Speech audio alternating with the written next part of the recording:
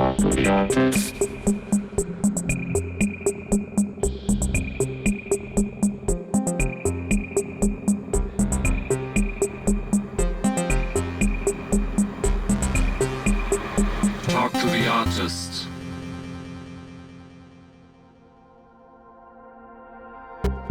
Hi, this is Aera, and you are listening to Talk to the Artist. For the very first episode, I've had the pleasure of meeting Kristian from Âme for a chat at Muting the Noise. Kristian's skills as a curator and DJ have always been apparent. From his days running a record shop to founding Innervisions with Frank and Dixon, to now finally stepping up as the man behind Exit Strategy's latest compilation. Find out more about his musical journey, his approach to DJing, Âme's studio secrets, or how he spends his time when he's not on the road. World premiere. It's a world premiere for me, so I'm really excited. And I've been thinking quite a lot about what to ask. Write down some questions or go with the flow, improvise or be more straight. I think it's good to have a structure, but then from the structure you can improvise as much as you want. I think that's a bit like a DJ set as well, maybe. I don't know. I never have a structure. That would have been my first question, actually. Because I've been thinking about my first question, and I would like to know if you have a philosophy or ideas about the first track that you play in a set. Yeah, I would say there's no plan beforehand the DJ set, but if it comes closer to it, I don't know, half an hour, I think about the first 2-3 tracks, and from there it goes with the flow. But then if you don't see the location, if you're not in the situation, it's hard to choose the first track. I don't know. I've seen in my early years, during the vinyl days in the 90s, I've seen DJs having a pre-selected record box with the records in order to play. And I always thought, how are they gonna do that? I mean, they cannot react on the situation. You know, you never know what's gonna happen. Are the people running away or whatever? No, I have this. This is the order. I play this, and after this, and that, for me, that doesn't work. I think it's the same for me, and also probably the same with this conversation. So, first question, I feel I didn't clear the dance floor yet. No. Good. You're not DJ Moses. We used parting the waves. Yeah, we used to call those DJs DJ Moses in our hometown because they split the dance floor like the Red Sea. So, still about the whole DJ thing, which obviously right now seems to be far away from everything. Seems to be. And it's been now about 2 months, maybe? My last DJ gig was on 7th of March in Robert Johnson, all night long. Yeah. That was the last show. Probably the last show this year in front of a bigger audience. How was the transition for you from playing probably every weekend for, 15 years maybe, to a full stop? It helps. We all of us, we have a life on the side of the whole techno circus. It was not really hard because I know I have this extreme step every Monday, Sunday when I come back home, and then I switch to the week routine. That's already the transition, and the transition was one time and it never stopped. Okay. So of course after a while I start missing playing out music, but the transition was not so big for me. But of course, all the measurements which came along with the lockdown, you know, they affect you, your private life and everything. That's, I mean, of course, that's not easy and everything, but it's kind of, we never experienced something like that. I thought or everyone around me thought I would, I don't know, fall apart because I'm not playing anymore, but it's not like that. I'm good, and we are definitely in a better situation than most of the people on this planet at the moment. So it would be stupid to complain or I don't know, feel bad. And I enjoy the time with the family. I still don't. I think a lot of colleagues, they start making music. But like you said, maybe before we started this interview, it's not really inspiring, the situation. No. It's of course you have the time to sit in the studio to make music, but yeah, for what? It's like we normally make music to play out, or we want to hear in a club, and this is not existing at the moment, or at least we don't know when it starts again. So yeah, I don't know. I read a lot of books. I bought so many books in the recent years. And you never got to read them. Yeah, and I'm lowering down the pile of books now. I read 7 novels and 2 philosophy books, and yeah. The last answer, there were so many things that I could go into, because I think it's really interesting that it doesn't really feel like a time to make dance music in a way. Yeah, especially dance music. Dance music, because it's very connected to a certain moment, to a certain situation, and when the situation is not there anymore, it's hard to put your mind into that place in a way. But also, did your listening habits change?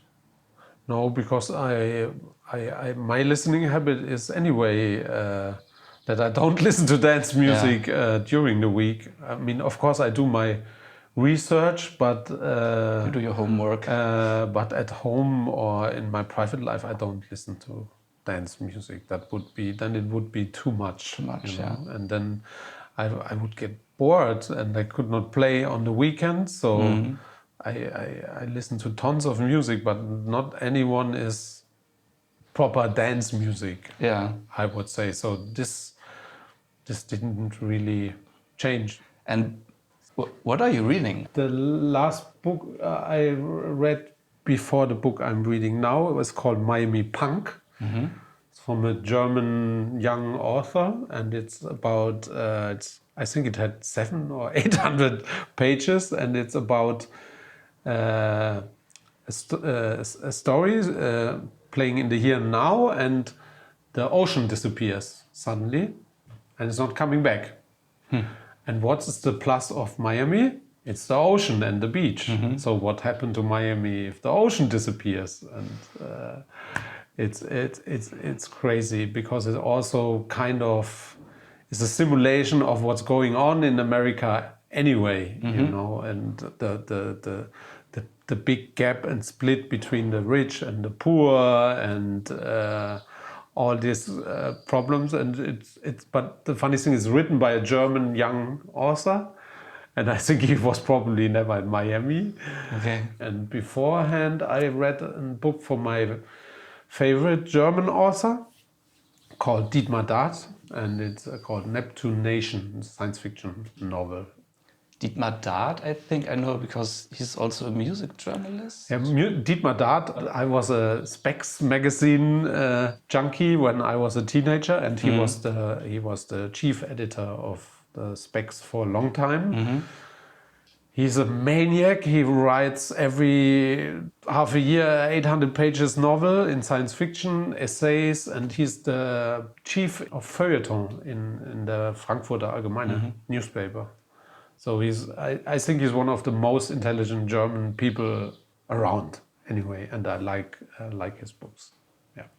When you read the Specs magazines, which time would that have been? Because they've been going since... The funny thing is that during my last movement from Kreuzberg to Charlottenburg, I had to throw away my old Specs because they made 3 movements with me, and then the family said, no, we have to get rid of them. And first day we were in the new apartment, I was standing at the garbage, and I put the huge pile of Specs magazines into the garbage, and there was a neighbor coming by and said, you're throwing away your youth. Do you think that's okay? I said, yeah, it's don't ask me, it's hurting.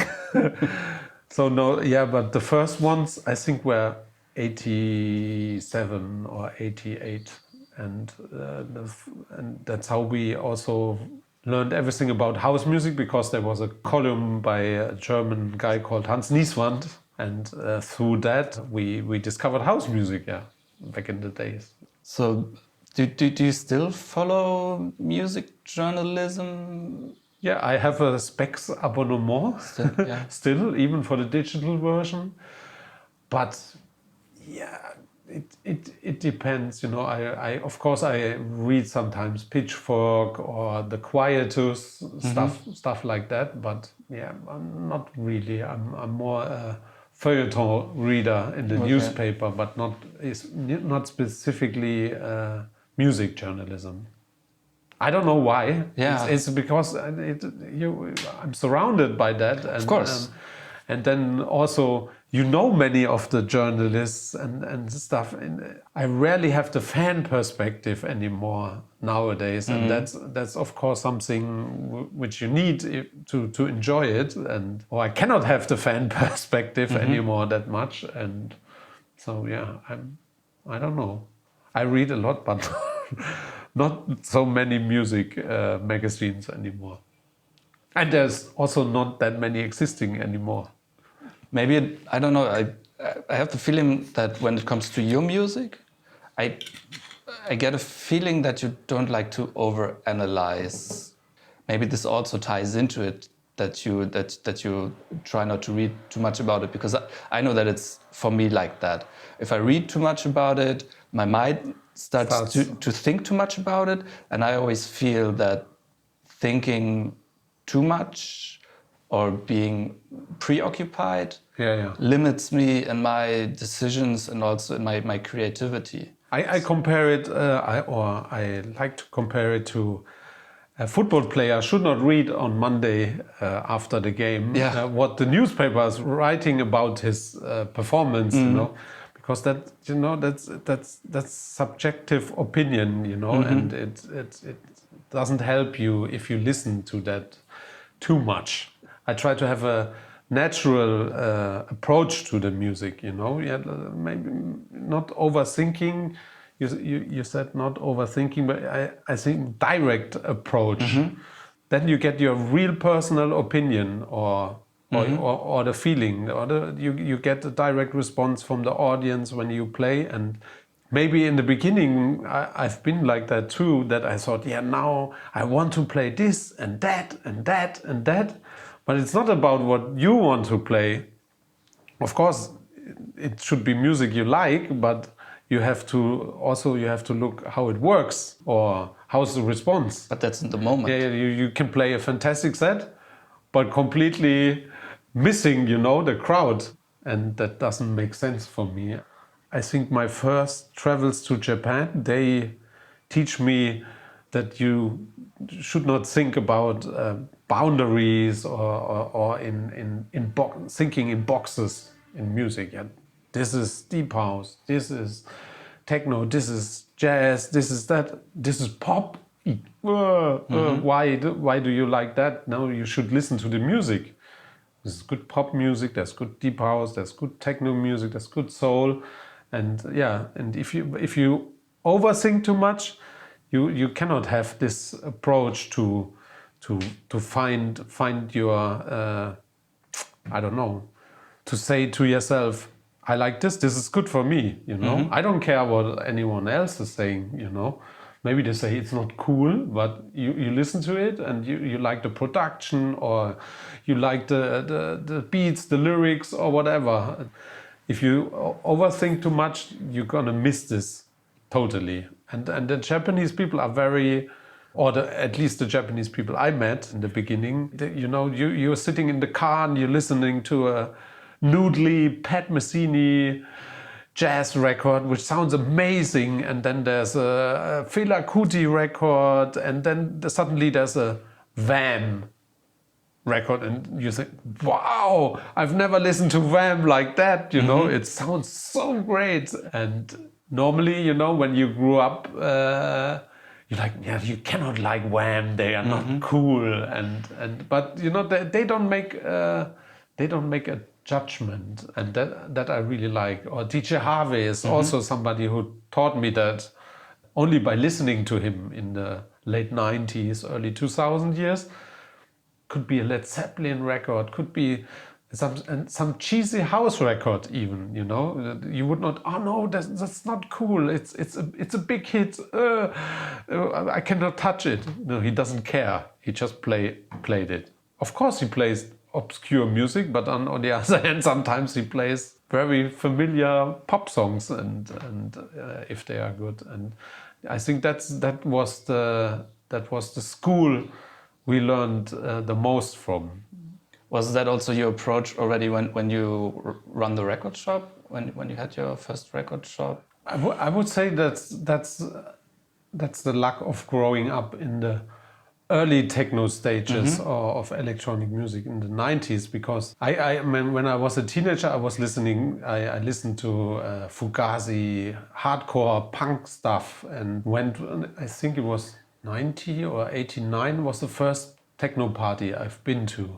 Now I'm a little bit sad that I sold all my guitar records. I had a really good. I mean, I was a vinyl collector even before as a teenager, but I listened to like guitar music, Pixies, like hardcore stuff, or even Napalm Death or something like that. Then techno music came, and I forgot all this music, and I erased it out of my collection. And nowadays I think, oh shit, I would like to have the Fugazi records back. But the techno anything was possible. I grew up in Mannheim, and Mannheim had a legendary techno club called Milk, and there was everything was played: house music, techno music, breakbeat in one night. So this is how we grew up. So I never made the separation from that. And then, of course, with the time, techno separated a little bit from the house music scene, drum, bass, jungle started. But still, if it's good, you know. There's a good techno record, there's great techno DJs, there's great house DJs, there's great house music. Drum, bass, I don't know. But this is my personal record shop trauma, because we've been one of the biggest sellers of drum bass records in Germany. But I didn't like it at all, the music. But I knew every single record, how it looks like, catalog number, artist, track titles. But you could play me the record and I would not recognize it. But in the early days, there was also very interesting jungle breakbeat music, for sure. Of course, we can now hear the big breakbeat revival. I'm a little bit, because that was, I listened to this kind of music so much when I was young that I listen to it nowadays and I'm like, oh God, no, I cannot. If it's too much just repeating the formula, and if it wants to sound like it used to sound, then I don't like it.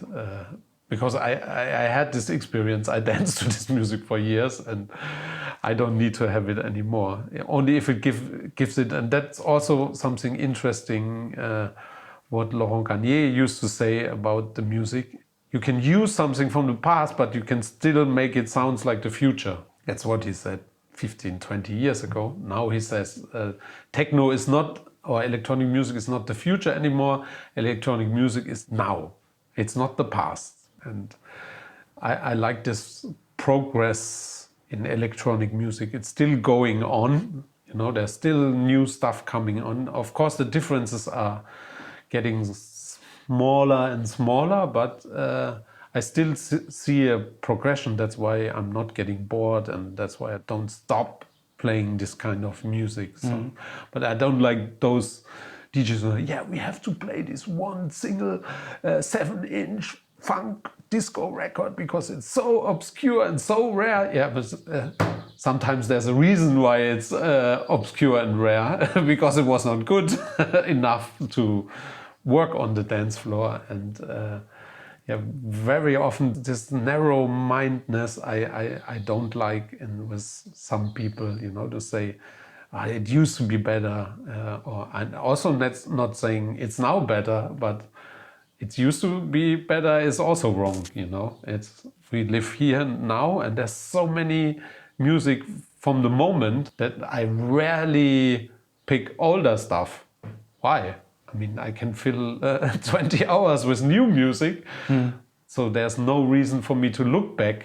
And I already played it in the past. Maybe sometimes by coincidence, you hear a track from 20 years ago or 15 years ago, and say, oh wow, yeah, it still sounds very modern.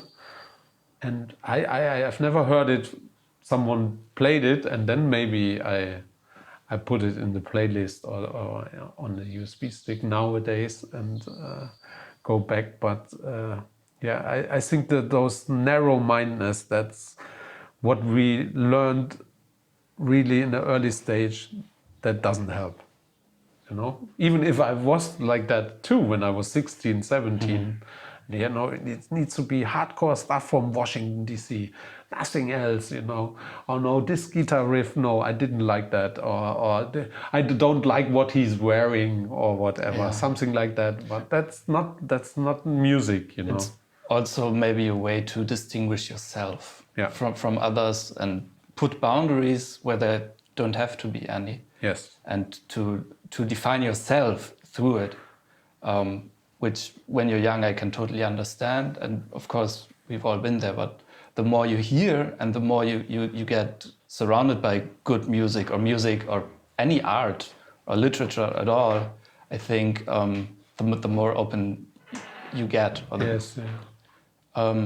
And we are not, I tend, because a lot of my use, I went across Gerd Jansson, so we went to the same clubs, and when we see us from time to time nowadays, we always say, we are not nerds anymore. We are not like that anymore for a long time. I think this approach to music also shows in your record label, of course, Innervisions, but also Exit Strategy, which you kind of now opened up to, or officially stepped up as the person behind it. No, it's not only me. We are all also doing this together. Okay. But it was the time. At the beginning, I mean, that's the name. It's called Exit Strategy. Yeah. So it was a kind of exit strategy for us, because we had so many different music, and we were not sure what to do with it. And then we said we release it on a label. We have all the channels here to distribute it, and we don't say it's our label. But of course, everyone can count to 3, seeing after a while, that must be them who are behind that. It's just like the mini compilation or the compilation which is coming out, I put that together. So that we use this to use my face for the first time, or my name, but at the end we are all doing it together. So it's not my label. Okay, because that's actually something that I was interested in, if there are different ways of approaching like the A&R process, like how do you know if a track is for one label or the other? Yeah, that's a good question. It just happens. It's sometimes it's we talk, and then I mean there's so many people involved. There's Stefan involved. There's Michael involved, the label manager, and Cosmas. And at the end we have to decide what to do with which track. And for Innervisions, we used to have strict rules that we have only 6 releases a year, and maybe we are going to change that. Or anyway, you have to think about how you're going to set up any label in the future about after what happened now. Yeah. And you don't know how long it's going, and I don't know, but there's no formula to say this would fit into this, and this is very often people say that's the Innervision sound, and I don't even know what the Innervision sound is. I have no clue. It's like we decide in the moment, you know, when we have the music, what to do with it or where to go, you know. Sometimes, I mean, your EP was something really different to the ones before, but we really liked it and said to ourselves, maybe this is also the possibility to go in a new direction, or even this is also like your EP reminds me a lot to old iCube stuff. Oh, that's because nice. iCube also had this variety in the production, and I was standing with Stefan somewhere, and we were listening to or playing one of your tracks, and we were like, yeah, that's, I mean, it's like iCube 10, 15 years ago. Sadly, he's not making this music anymore, and maybe he's coming back, we don't know, but he was always, I think, he's a very good friend, but also one of our biggest inspirations. And he was like kind of so much far ahead of everyone that also not that many people know him. that was always his problem. So, but also him, you could not say what's the iCube sound. He was making an acid track, he was making a deep house track, he was making ambient, and he was more making obscure French chanson record. And yeah, I think your EP reminded us to that. And iCube was part of Chateau Flight. So we had Chateau Flight. One of my favorite Innervisions releases. It's my favorite Okay. Innervisions record. And if something captures the spirit or what we want to do with the label, is this record. Is what we wanted to do. Yeah. It's so interesting that you say that he tried out so many different things, went different directions, acid, chanson, ambient, breakbeat, jungle. He has this amazing ambient at the planetarium. At the planetarium, just things like that. It's really incredible. And I struggle with that, obviously. And also what you said, that the more diverse you go, the harder it is for people to make an opinion on you to put you in this. To recognize and to put you in this box. A box is maybe easier to put somewhere and to sell. Somehow I still feel with him, and hopefully with me, I'm not a good judge because I make the music, that there's something of a personality, something of like a personal sound coming through where I'm like, yeah, I can hear that it's iCube. It's just something that I strive for as well. Yeah, I would call people like him innovators, you know. He has a very distinctive sound. Even like you said, it could be any kind of music, but you can recognize his sound. And I mean, also he recorded once a record with Frank under the name Ted, also on our label. And we were still living in Karlsruhe, and he came to the studio, and totally different setup than his studio, and he was just sitting there rearranging the sound, and immediately it sounded like him, you know. And that's I mean, if you have something like that, it's really rare. There's some people you recognize from, I mean, Maurice Fulton. You can play me a Maurice Fulton record, and after 2 seconds I say, so it's Maurice Fulton. But still, every track is different, you know. But you can hear that. But also, I don't know. We are not like that, because we change, you know. And it can be this day I'm interested in this, and then I want to make this, or Frank wants to make this, and then we also have to find some middle way. So it will be different. So it's really hard to create one special sound. It's also, I don't know if you want to have a very long career, I don't know if it's good for that, you know. Or you do it like Maurice Fulton, you release only this amount of releases, you know, and keep it sounding fresh. But yeah, that's not us, and that's not you probably too. I would love to watch you two work together. just it's not fun. not why. fun. It's not fun. No, I mean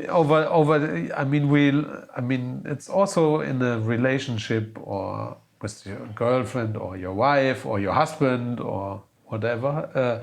You have to find a way of fighting and speaking also uncomfortable stuff with each other, and everyone needs to be happy is maybe the wrong word, but okay with the final decisions. That's also why we called our live project back in the days with Dixon and Henrik Schwarz critical mass. So the critical mass is not the smallest common factor, it's the biggest common factor.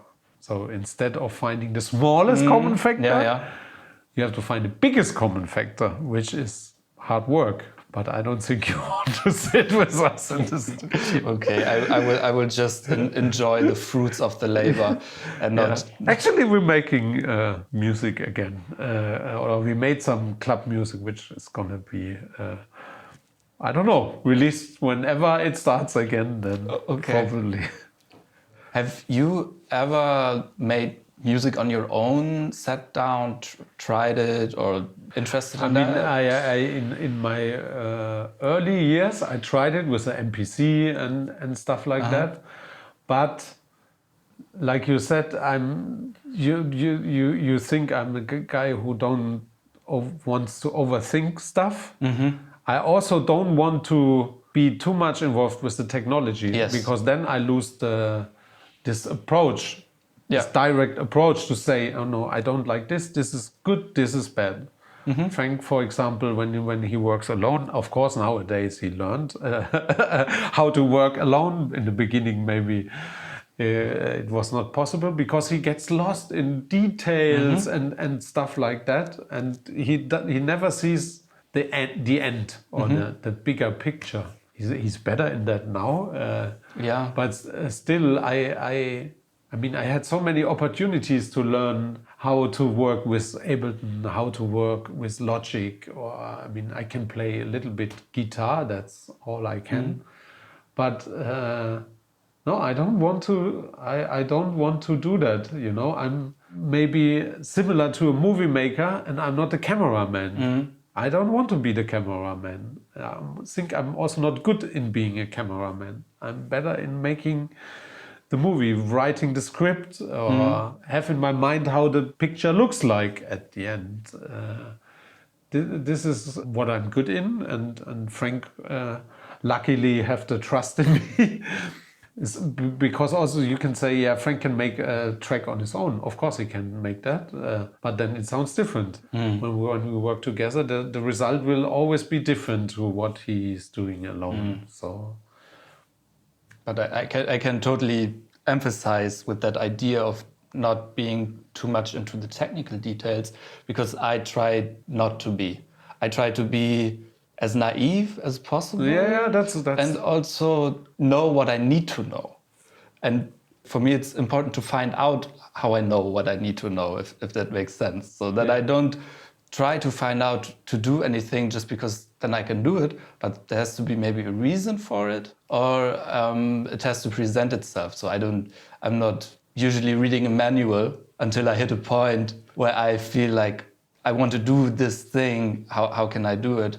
So what I have in one person, maybe like this one side that's maybe needs to do the technical things, needs to learn about how to use the instruments, and of course the longer you do it, the easier it gets, and the more routine you have, and the less you have to think. But I also very much try to have a side that does not overthink again, or that is not lost in the technicalities, and also to work as fast as possible. So I get this kind of objective view that maybe somebody has that listens to something for the first time. I try to have that with my own music. Yeah, that's hard. It's hard. Yeah. And that's also why for me the stuff that I make that I feel happy with, or that gets released, or that people seem to enjoy, or that I get good feedback with, those are the things that fastest. Yeah. Just I do them and I'm suddenly they're like, oh, where did this come from? How did I do that? And you can't really force that. You can just be in the studio. You can work. You can try to find out like how to use the instruments. Yeah, then a lot of music sounds too constructed. Yeah. You know, of course it's a construction. Arrangement is like architecture, but you should not hear it. No. That's a problem. And if you lose this direct approach, then sometimes then that's what the people call groove or whatever, or I don't know what talks to the people. You know, that must come directly. Of course, sometimes you are sitting there, you're making a track, but then you also have to decide, it's not good enough or whatever. Yeah. Or is it finished? Yeah, is it finished? Is it worth to work on it further, on further steps? But yeah, that's some people tend to miss that point. Or they make they make 10 tracks or 15 tracks, and then they send you 15 tracks, and then you say, yeah, okay, but there's 2 good ones, and the other 13, throw them away. And for example, we will never come to this point because we don't finish tracks, or we have so many, I don't know, skits or versions we never finished. And sometimes then it's funny. Howling, for example, that was a good example. We worked on the remix for a long time.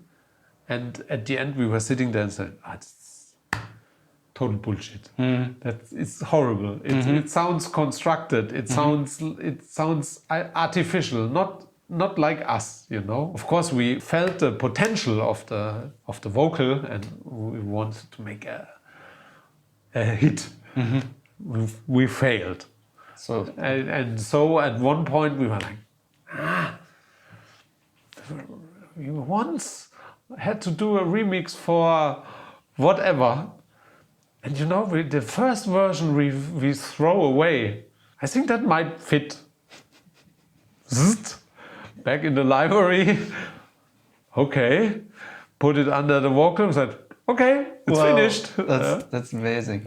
It's finished, and it was like that. Yeah, that's amazing. Maybe let's talk about the compilation again. I remember when I got the question, it was called the slow, quote unquote, compilation. Is it still the case? Like, what's the idea behind it? I mean, the idea is that, I mean, when we play long sets, all night long sets, we have the time to build up from the beginning. It's very often that we have the opportunity to start with 100 BPM or 90 BPM, and then go over 100, 105, 110, and 115. And very often, I mean, I have tons of tracks like that in my library, but I rarely have the opportunity to play them. Yeah.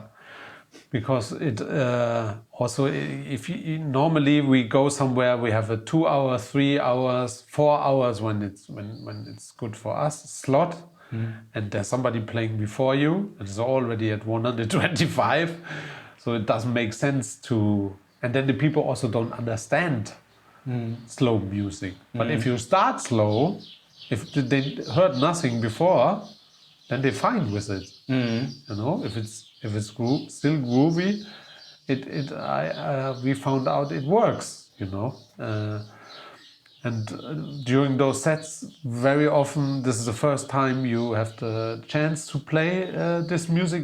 We are like, oh wow, that's great. And it's, this was demo for us, I don't know, 2 years ago. And I don't know what happened with it. And I think it was when we played at the Ministry of Sound in London 2 years ago, and we did 8-hour set. And there was like 3 or 4 tracks which were sent to us and were in this tempo. We said, we have to do something with that. And then I started asking, of course, other people, friends, you, people I thought they would like that. So this was more the opportunity to release all this music we collected over the years, and we play out 10 times a year or something like that.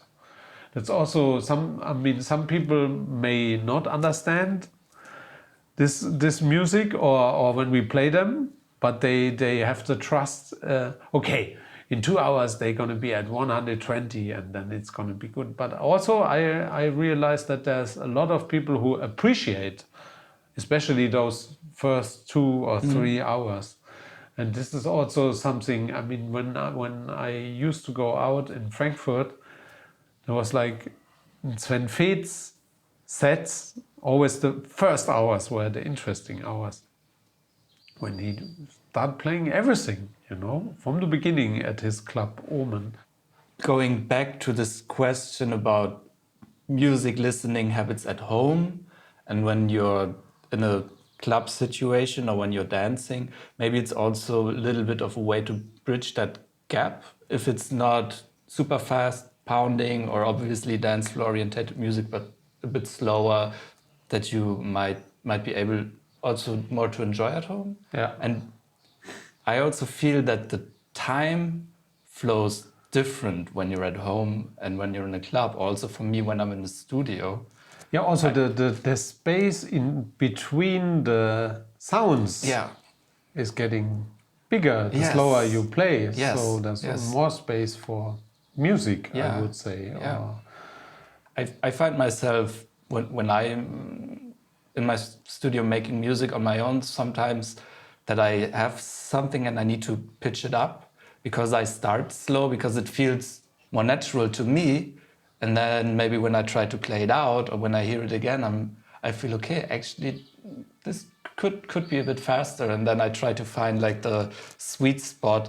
Yeah, it also happens to us that we start very often when we make the music, it's under 120 BPM, like 117, or because it sounds natural in the studio without having people in front of you.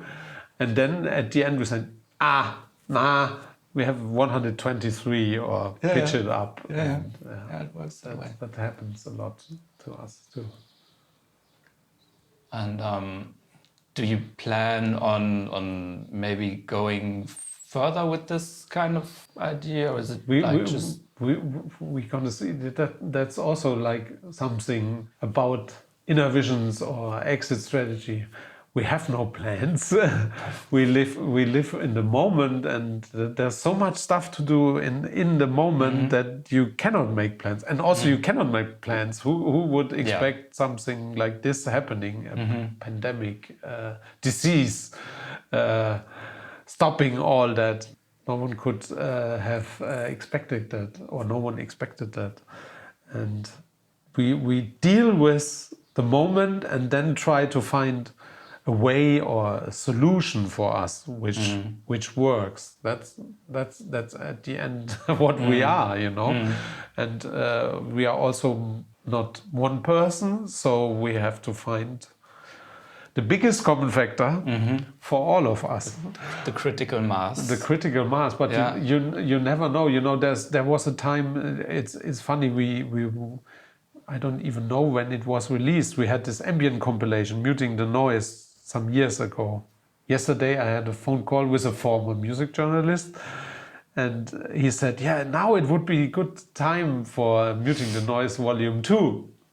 And then I said, look, this I don't have the feeling like that, because I talked to so many friends and they're all making ambient music.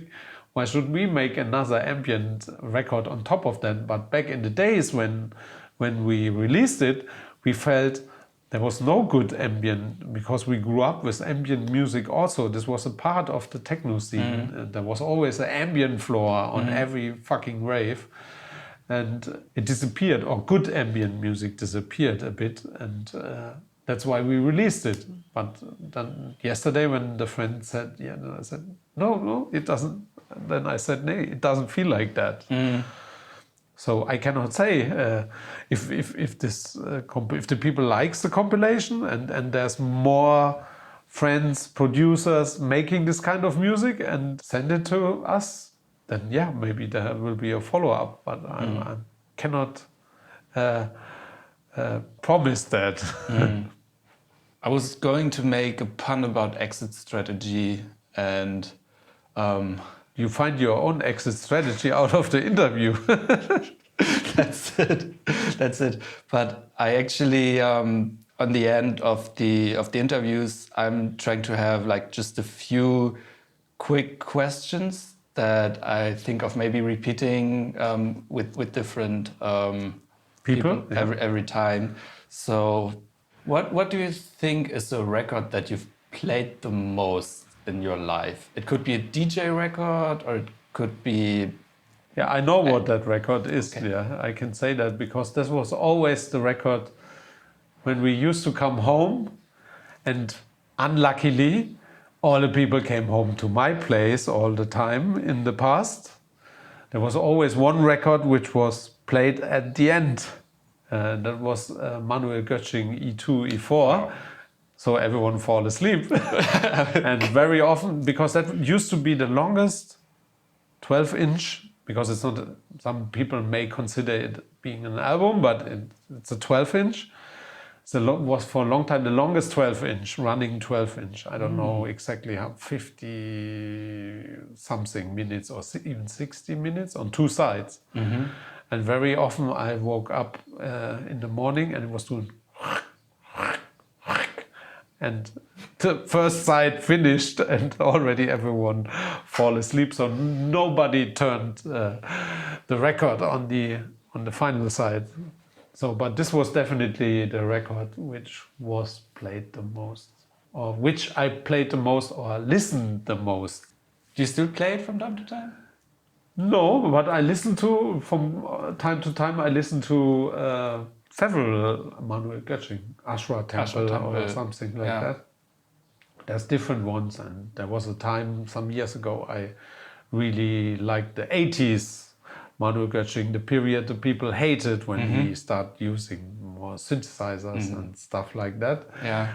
But there's also great music there, and but E2, E4, no. And then I think another record, which, because it's our personal favorite family record, which we listen with when I was on Sunday at home. We used to listen to Alice Coltrane, Journey to Satchivinanda. That was our common favorite record. So I think even my two girls at home listen to it sometimes when I'm not there. Oh, nice.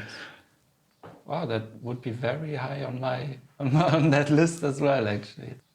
Do you remember your first sound or musical related memory that you have? Do you like anything that comes to mind? Yeah, it's also really strange. I come from a scientist family, and music was played no role in my life. My first record I ever bought was Erasure, the first Erasure LP album, but only because I heard it from a cousin of mine, and she had it, and she was 3 years older, and I was like, oh wow, I don't know. And we have a record player at home. Wow, where can I buy that? And then I come from a small town close to Mannheim, 15,000 inhabitants, but we had a record store back in the days. Yeah, so I went to the record store and said, I want to have this album, and he said, yeah, I can order it to you. And then I think I was, I don't know, 11 or 12 or something like that. If you could interview any person, living, dead, or maybe even somebody from my podcast, but doesn't matter. I mean, I would like to interview my biggest inspiration and my biggest idol I have in music, and once we nearly met him, and but I would love to do an interview with Brian Eno. Oh, yes. Because I think he is a great person and made so many different kind of music, art, everything. And he is also like, he has no boundaries. He can make a U2 record and can make an ambient, innovative record next day. And he makes no difference. He is not putting anything in boxes or stuff. Some people don't understand it, but he's also my favorite singer because I think he has a very great voice, not a perfect voice. This is a singing, not singing voice. And we tried to have him on our first album, and we were in contact with the management, and then he said, "Yeah, I'm interested in, but if I look into my calendar, the next date I can do it is in 2 years." So it didn't happen.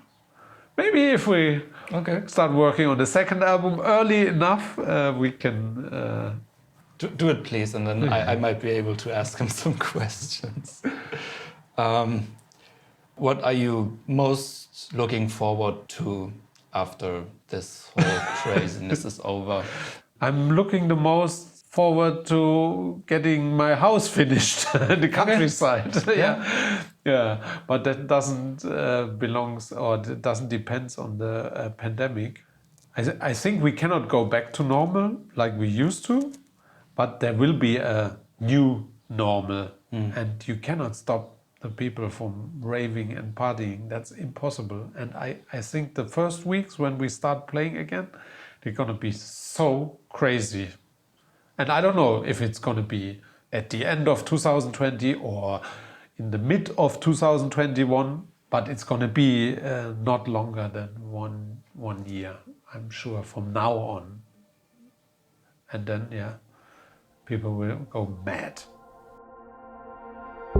Thank you for listening to Talk to the Artist. This show is powered by Paradise Distribution. You can find a playlist for this episode on Torture the Artist Spotify channel or over at www.torturetheartist.com.